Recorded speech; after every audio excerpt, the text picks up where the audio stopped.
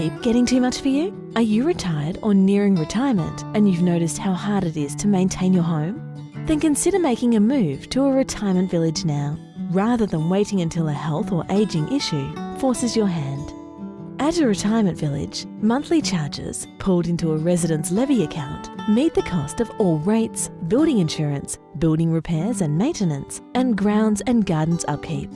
A resident meets only their own electricity, telephone, food, clothing and personal expenses. On top of this, you become part of a community and enjoy the many village facilities. At Rosedale Gardens Retirement Village, these facilities include organised activities, a heated swimming pool and spa, a restaurant serving lunch 7 days a week, a recreation centre and an air-conditioned bus for shopping and trips.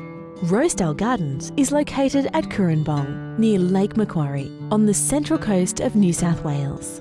The retirement village is set on a beautiful, spacious site inhabited by a wonderful, caring community. One-bedroom units start from $85,000. Three-bedroom villas are priced up to $310,000. So solve the problems of the upkeep of your home today by making a move. A move to Rosedale Gardens. You'll be so glad you did.